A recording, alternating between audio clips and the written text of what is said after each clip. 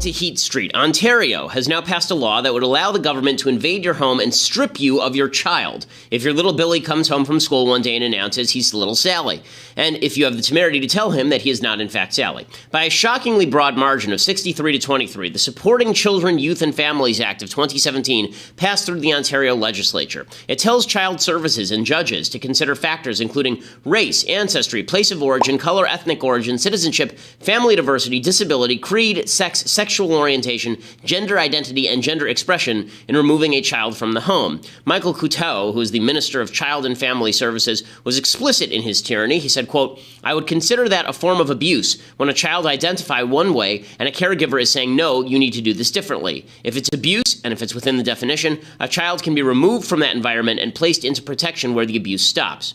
If all of this sounds bizarre, that's because it is. It is also fascism. To remove a child from the home because the government disagrees with basic biology is beyond the pale of the reasonable.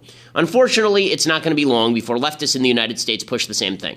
The first step on that road is the widely acclaimed spate of legislation banning so-called conversion therapy for children with homosexual tendencies. This is not an argument in favor of the efficacy of conversion therapy, which is iffy in even the best circumstances. But if a child is disturbed by homosexual feelings and you bring that child to a therapist to talk it through, that would now be considered illegal in states including California and New Jersey. As Scott Shackelford of Reason magazine explains, quote, "Bans on conversion therapy are fundamentally censorship of an idea, and there's a slippery slope and consequences that people with narrow interests in halting abusive treatment of gay and transgender teens simply do not grasp. This isn't a ban on particular dangerous technique like electroshock treatment, for example. It's a ban on anything, even just speech, coming from a licensed therapist that suggests homosexuality can be cured. It is dangerous to allow the government to control the classification of speech and to recast speech as something else just because commerce is involved."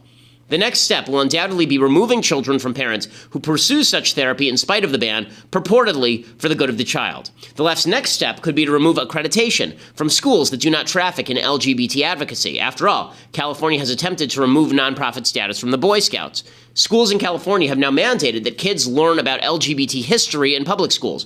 What happens when people homeschool and the state decides that homeschooling is inappropriate for children if they aren't taught the state's educational approach? It's not difficult to imagine Child Protective Services removing children whose parents won't teach them positively about the full spectrum of sexual orientation, in the interests of the child, of course. Or leftists could skip directly to the Ontario scenario. They could claim that transgender children are being shackled by their bigoted parents and must be protected by the state. This is scary stuff. It's particularly scary not only for religious parents, but for anyone who understands that there is no evidence that transgender feelings among children are unchanging, the vast majority of children with such feelings grow out of them, or that boys cannot actually become girls. In Ontario, the state has now placed itself in direct opposition to science and freedom. In the United States, the movement to do the same must be stopped now, before families are torn apart on behalf of a propagandistic sexual agenda. I'm Ben Shapiro. This is The Ben Shapiro Show. Chinese red. 1990.